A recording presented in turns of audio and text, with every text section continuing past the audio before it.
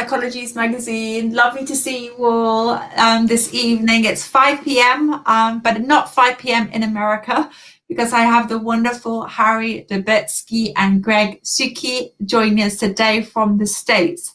Harry is the president of ACT and the author of The Evolution of Addiction Recovery. Greg is a life coach and a co-host on the show Addiction, Alcoholism, and the Three Principles. Welcome, Harry and Greg. I'm really delighted to speak to you today. Thank you. Glad to be here. What we're going to be talking about today is about how to heal from addiction, and even just saying those words, how to deal from addiction. There's so much information there around overcoming addiction. There's the AA model, which talks about addiction being a disease, alcoholism being a disease.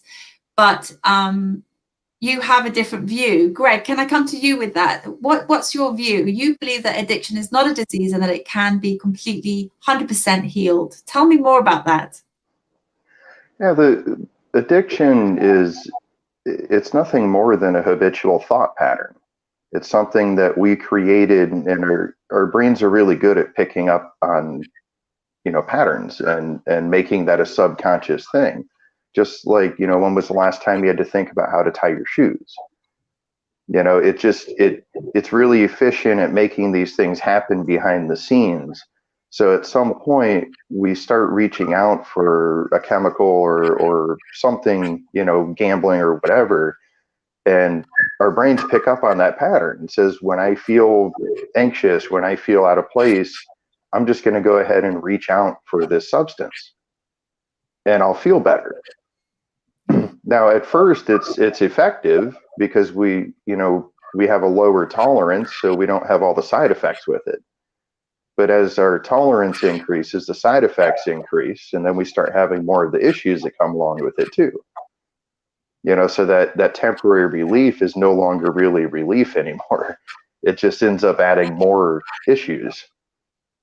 But it's really just a pattern that we created, which is good news, because if we created it, we can recreate it. Yeah. And that's kind of the key, is you don't really just get rid of it directly. You create a new habit. I love this idea because there's that kind of sense of, my name is Susie Walker and I'm an alcoholic. This idea that, that you would just repeat saying this as an identity piece rather than just a thought pattern. I love this idea, exploring this idea. So Harry, you have co-created this, you've written a book on the evolution of addiction recovery. So in terms of, you talk about the three principles, or you call it a spiritual psychology. Tell us a little bit about that. So we're talking about challenging our thought patterns, but Harry, you're talking about spiritual psychology. Tell me more about that. Yeah, see, I don't, there's two ways to approach the three principles, and that is from the thought perspective, and that is more the psychological way of looking at life. And a lot of people, as I mentioned to you earlier, Susie, they always come to me with they don't like their thoughts. And within that relationship, they always want to control those thoughts because it makes them feel bad. And then every time they feel bad or a lower mood, to use a psychological word, they go back to their bad habit. And then the cycle repeats itself. And, working in a recovery center, their most disappointing aspect was, I'm back again here again. I'm broke. I had money. I'm broke. I'm starting all over again. And they feel hopeless. But the experience, the other way is that it's a spiritual reality. And from that perspective, the inner experience, the feeling of getting uplifted, and then looking at your thoughts. So it's still the same thing. You see, my thinking is doing this and this, like Greg suggested, and then you say, yeah, but I want to get out of my problems and out of my thing. I need to go to what is spiritual, and it's inside me. It's inside me. And that's, so instead of disease, we use the word innate health. So within you, you always have innate health, or I use soul or spirit, depending on which words and who you're talking to. So the three principles are a spiritual psychology, because the first principle is mind, and mind is simply is a psychological word for God. And within that concept, if you don't bring yourself along with God or with the universal energy of everything, Yeah. you miss the boat. That's the problem with the disease thing. I'm wounded and I'm never going to be better. Well, you're born unwounded. You were unwounded, and we are naturally resilient, and we have natural propensity to have good feelings, except if we believe we don't. And disease kind of suggests, you're always going to have a problem. And it works for some people. It's like a strategy and a willpower type of approach. This is not willpower. This is free will to think whatever you want with an understanding. So that's consciousness. You become aware. That Greg was talking about becoming aware of what first cause is, which is an indigenous concept.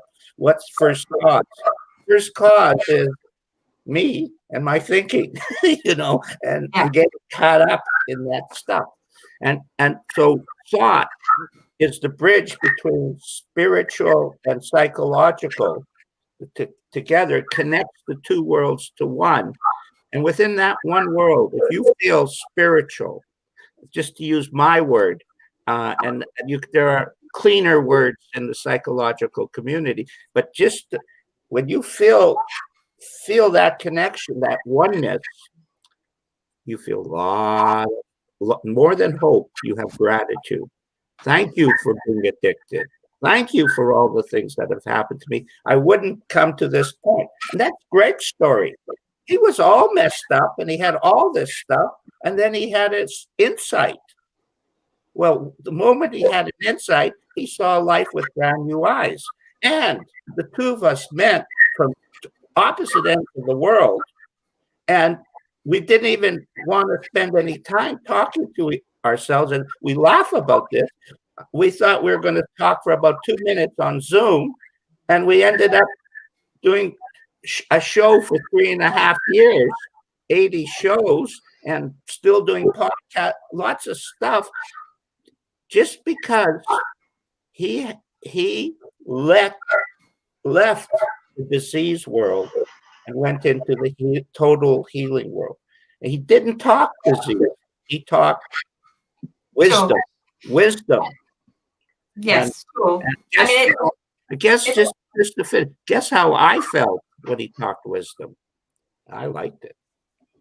Yeah, well, I think when people do talk wisdom, I think you talk about that innate health, is that you recognize it. I always say that about Psychology's magazine, is when you hear wisdom, it's like you kind of vibrate on a different level, on some level or another. What you're saying, though, can be very controversial in the addiction circles, because, the people kind of go to AA, or they go to it, which is free, and it's available, and then people can go, and it's the first port of call. So, and it's one model that has worked for some people. We have the wonderful Russell Brand, who's a UK, he's a kind of an expert now, but he was a comedian. And he's a huge, he talks about AA saving his life. So I don't want to sort of say, this model, doesn't work. It can work for some people. But what I'm interested in, why I'm interested in talking to you today, is this idea that, wow, that you could completely heal from addiction. And Greg, that's your story, and you've done that. But if someone's listening to this and either they're struggling with some kind of addiction, or someone they love is struggling from addiction, where do we start to go on this journey about questioning our thoughts and also connecting to, a higher power? The word God can often trigger people in non-positive ways. But so what advice would you give to us if we're listening to this and we have some kind of addiction that feels like it's running our lives? Where do we start to question ourselves or be curious about a new way of being? Greg? Yeah, that's a really excellent question, because that's what leads people to reaching out to try to find something. The key is realizing that you're already where you want to be. It's just that we've created this illusion that we're not there. We have that innate health and that innate well-being that's always there, regardless of what's going on. And now there are some drugs and whatnot that we can put into our bodies that we do have a physical, issue with, is especially with detoxing. So definitely get medical assistance for detoxing if you're in that kind of situation. What we're talking about is after that. After somebody's been through a 90-day treatment program, they're no longer in that physical addiction part, and then they go right back to it. It's, that's the key part right there, is to look at, first of all, when do you feel better? It's usually when you make the decision to use. It's not when it's in your system. It's not when you're high again. It's when you're on the way to get the hookup. You're already feeling better. And that is the clue right there, that you are already where you want to be. You've just forgotten it. So it's more of a process of just remembering who we are. Sure. And there's also, I think, when you're, it's not the addiction often is the problem. It's as you said earlier, Harry, it's the way you feel. Your fear, it's low mood or whatever is going on for you. You're trying to block it out, numb it out, run away from your feelings. And you're trying, it's just a way of trying to feel better. Addiction, whether it's food, whether it's gambling, whether it's just you're hijacking your body on some level with a chemical or a phone or something to make yourself feel better. What I'm hearing you both say is that innately we have a way to feel better just by innately, just, sometimes you're swinging this far. So how do we, when you're addicted, once it's getting the chemicals out of your body, which is true, but then where do you start? What are the thought processes that can help you start to feel better, to kind of grab hold of something? Because sometimes that's what it feels like when you're addicted. You're trying to grab hold of something good and wholesome and real, rather than this, I don't know, it's like, when you're the sugar high, or you're trying to anything that will make you feel good again. So how do we go to a healthier version of that? How do we reach out for that? Is it just a decision? It's an understanding. So you will not do anything until you understand how thought creates feelings. You were 100% correct the way you described that feeling concept. And so it appears you are a victim of your thinking and of your feelings and the power of the urge. But at another level, see what happened at one level, Greg was defenseless. And then at another level, he had all the ammunition. He had the answer, the ultimate answer, and he found it inside himself. So until he found a fact, he was a victim. And then when he found the fact, he suddenly realized, oh, actually, it's no different going to the fridge or going for a beer. No different than grabbing a cigarette. No different than watching porn or whatever the scenario is. His mind, basically what happens is your mind gets speedy. Your thoughts get speedy. And at that point, you lose control of it. If you catch it, you see it a little bit earlier, you see, oh, thought is neutral, and I'm the one actually fueling it up with a lot of gasoline on the fire. And so you relax with it. And the moment you relax with it, or you let it go, you see it for what it is. It isn't what you think it is. We're taught the outside world controls me and how I feel. But Susie, it's not true. You know that. I mean, Yeah. we all know that. Yeah. Somewhere along the line, you're in a bummed out mood. Everything is wrong in your day, and your child has a sore boo-boo on their finger. You drop it right away and get into the little boo-boo on the finger. Now, if you could eliminate the boo-boo on the finger and just say you have that same ability to change thought. Imagine that. We have the ability to change thought. And when Greg learned that he could change thought, he became an expert. You know what Greg knows more than anything that I've learned? It's amazing. Oh my mind. What happens when you go back in, Greg? What's the word?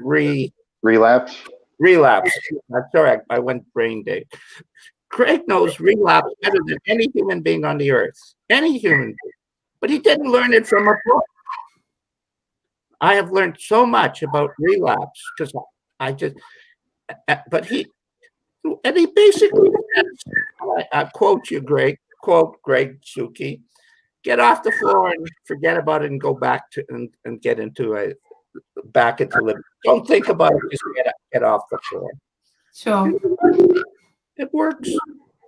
It But sounds absolutely. I mean, the psychology song is, that we can change our thoughts and it will direct us in new ways. And it's the place where we have power, that we're empowered. And it's so wonderful to hear that, around your Greg, in your experience, that, you have been able to do that.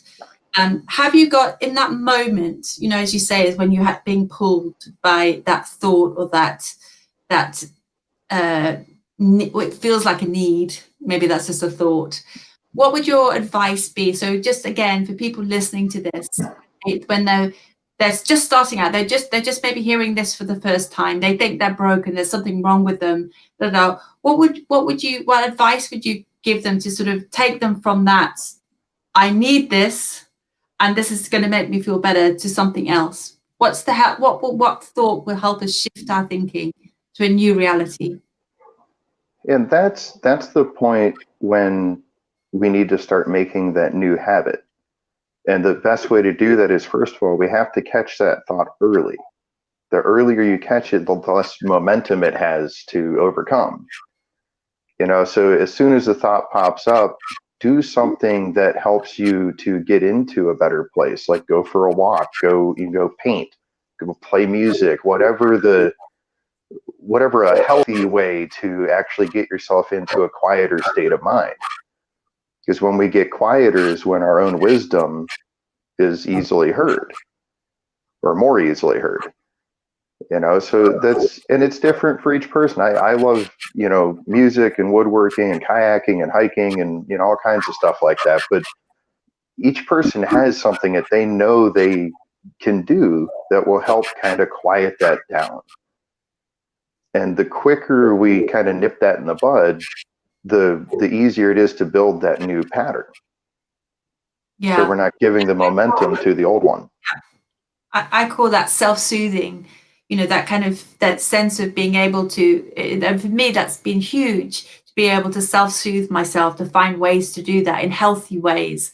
And I was very privileged to interview Deepak Chopra, and he talked about, when he was helping addicts, that he would create environments for them that were all about amazing food and kind of comforts, feather pillows, and kind of cocooning yourself, so you can start to feel you can relax and create some space and feel nurtured and loved and together. And then once you start feeling that in your body, having that experience, be it kayaking or a beautiful view or a dog walk, or all of a sudden it can start to, you have a different experience. It's an embodied experience of peace. That's just a thought. And the understanding from a three principles perspective is, as soon as your personal thinking has quieted down, you are already in the healing process. So those are the emanations of the fact that your thoughts quiet, only in a state of meditative state, but not the technique of meditation, the actual state of mind. So when that quiet, whenever you have a good feeling, any good feeling, whether it came from bad feeling or whatever, your personal thinking has quieted down. So when Chopra is talking about it, or Greg is talking about it, they're both talking about this has quieted. Then we access our wisdom, our good feelings, and we access our ability to see life for what it is.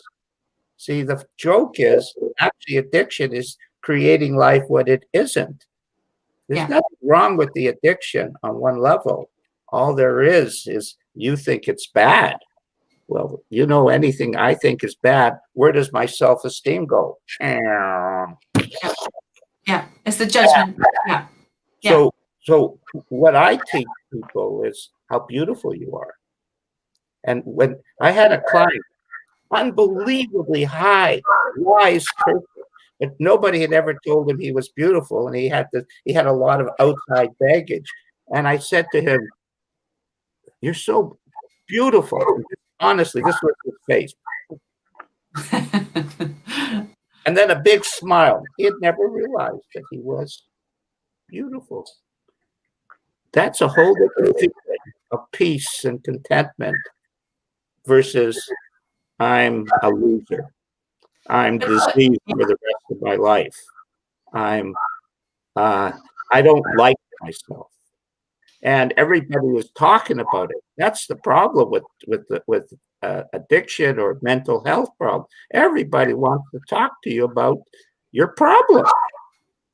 Nobody wants to talk to you when you're happy. Sure.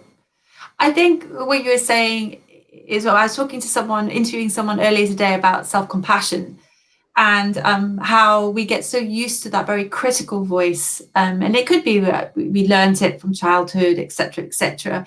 And when you're saying to someone that they're beautiful, maybe the first time that they've heard that, because they learned the voice and habitually they use that voice to talk to themselves.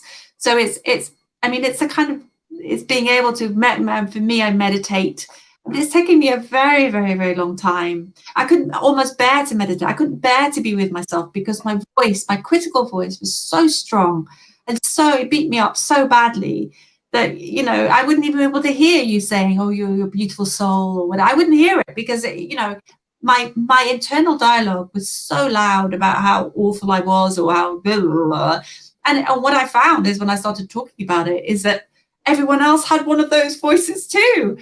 And so with meditation, for me, it's like turning down that volume on that. And all of a sudden, as you said, behind this nonsense, this terrible spirit, there is something else.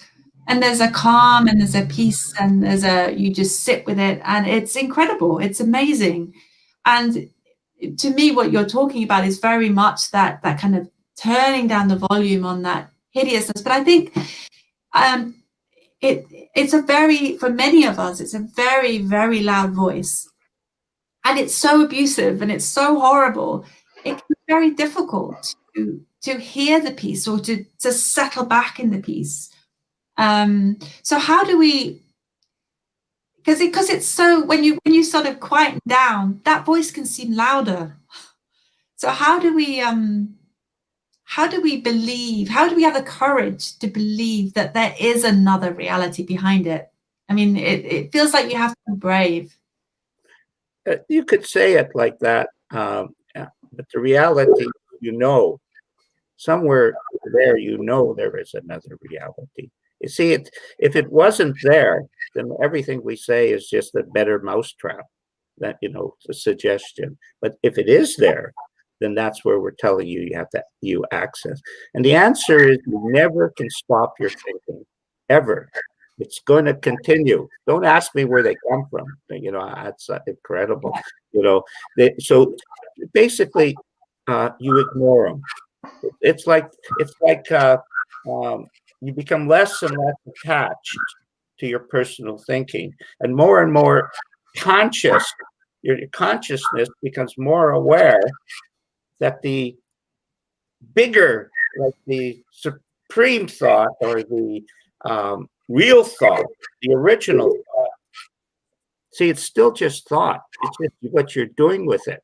Right use of thought, wrong use of thought. That's all. That's all it is. And right use of thought makes you more aware of facts. Wrong use of thought makes you more aware of illusions, things that you believe are true. And as you know, human beings have a lot of blind spots. Sure. And those blind spots, when I talked to Greg and when we did our show, almost always I would have my own blind spots. Sometimes I was humbled, and sometimes it was a bit rough, to be honest. And Greg knows that to be true. But it was always great because the blind spot got removed, because I was seeing with paying attention to the wrong thought system. You know, there's like a greater thought system. And you know what's called love. You have love in yourself. And Susie, you know you want to love yourself. I mean, I certainly want to love myself, you know. And guess what? Most of my life I spent doubting myself. Sure. But again, it's the power of attention, and you know, and what we put our attention to. And for many of us, that's all we've done. We didn't even. I mean, so I remember one of my very first coaches said to me, I was going, oh, no, but that's true. And she said, oh, is that what you believe? And I said, what are you talking about? That's true. And she's like, it's belief. And it was always this kind of moment of, and I was like, oh, you mean I believe it, so it's not true. It was this huge kind of realization for me. And it was kind of a big walking into a door. So I think what's wonderful about, thank you so much for coming today. And what you're both saying is this, I mean, so if people are listening to this and they are struggling with addiction, or have people that in their lives who are also struggling from addiction, what you're talking about to me is like, it's a door that's opening into, I mean, so you don't have to believe it, just open the door and be curious about the possibility that you can heal from addiction, and why not explore it? I mean, I've known about the 3 principles for a long time. I was introduced to it by Coach Michael Neal, and he talked to me about it. And I even remember, and it wasn't that long ago, probably maybe 10 years ago. Is that about right? And even then I was a bit like, what are you saying? I can't understand it, you know? And so, you know, it's being able to open your mind to these ideas so you can explore them and make them real for yourself, I think.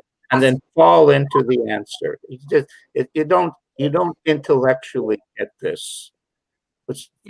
Greg and I don't really understand the formless nature of the 3 principles. It's beyond our intellect. Even what I said to you is what you were describing, Susie, is exactly and it happens. It happened, and when it happens, everything in your old life stops and your new life starts, and they call that transformation. And that's a reality, guys. We are transforming, evolving in our evolution. Would be nice if we picked up the pace a little bit. Yeah. Probably one of the most important things that we can learn to do is be gentle with ourselves, to be forgiving with ourselves. And, you know, we brought up relapse earlier. If you relapse, it doesn't mean you failed. It doesn't mean you weren't doing the right thing. It just means you fell back into that old habit for a moment. So just get back into the new habit. Don't beat yourself up over it. You just create more of those feelings that you're trying to get rid of in the first place. Yeah. Practice that self-love and compassion.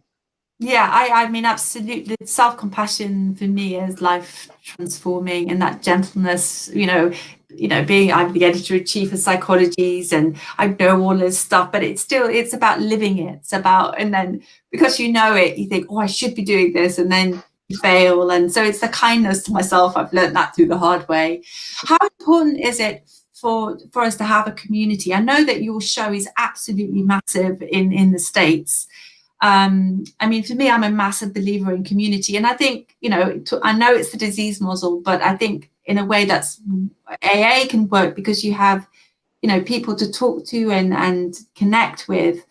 How important do you feel that community is to the three principles work, or not at all? Totally important. Greg will answer that because he has a better answer than I have. Go ahead, Greg. Yeah, community is really very important for everybody. We are social beings. You know, that being said, it doesn't have to be any particular community. You know, a few years ago, I joined a permaculture group, which is mostly dealing with organic gardening and, you know, sustainability. Yeah. And I'll tell you what, I found just as much support and healing in that group as I did in any 12-step group. So it's not about any particular group, but yes, we need to be around people that we can connect with at some level. Yeah. So again, you know, so you don't have to join a group that's all about addiction. It could be a kayaking group, or it could be, but it's about, what I'm hearing, I think you say, is about feeling good. Okay, you know, feeling connected to people. And then you find the community that supports. But Three Principles is growing in its exposure around the world, and there is more and more feeling towards community. In fact, we just had a conference this weekend, and it was all about we're all equal. You know, the problem with the model of 3P in one level was, these are the stars, and we listen to the stars. Well, that model is breaking. We all have the wisdom within ourselves, and when I hear Greg's wisdom, I am enriched. So Greg and I, in a sense, created community and fellowship around it. But the real truth is your connection to community in Three Principles is organic. And I'll give you a quick example. I'm working in England once a week. I meet with 5 guys now, and all of them have transformational experiences. And now tomorrow we're going to talk on a show in the UK, a radio show, and that will. So the group is organically growing and attracting people who are interested in not only talking about their problem, but also the solution. And more importantly, accessing their own wisdom. And when they access their wisdom, our little community grows, because I see, wow, I didn't really understand that. You know, I'm supposed to be the lead, but I didn't understand what he was saying or she was saying, you know, type of thing. And that's what happened to Greg and I on our show. The participants made the show. Greg and I grew by sharing. Don't get me wrong. Yeah. But the participants made the show good, medium, or boring. Wow. Well, boys, thank you so much for joining me this evening. That was a really inspiring and enlightening interview. And I hope that people listening, you know, if they're struggling with addiction or know people who are struggling with addiction, will be willing to open that door and explore this model, Three Principles. All your details are up above. They're all, you can see and explore you. Which show are you on tomorrow in the UK? Can you remember? It's an internet radio show. It's with the Phoenix Group or something, and so actually I don't know the exact details, and it won't be released for a month or so. It's people can check you out on your YouTube show. You've done over 80 shows, and I know you've got a massive following over in the US. So worldwide. It isn't worldwide. We are definitely worldwide. I have clients in every continent right now, every continent in the world. And it's an organic thing. Don't ask us where they come from, but they do. And the YouTube channel has different sections that will help people, all free. And then we have a podcast as well, as I mentioned. And then Greg and I are always willing to offer our help. And if you want to feel good, talk to Greg. Yeah. Well, I'm feeling better already. Boys, thank you so much for your time today. It's really, really fantastic. I'm so delighted to have spoken to you today, and I really hope that your message is going to get out to as many people as you possibly can. Lots of love. Bye-bye. Thank you, Susie. Bye.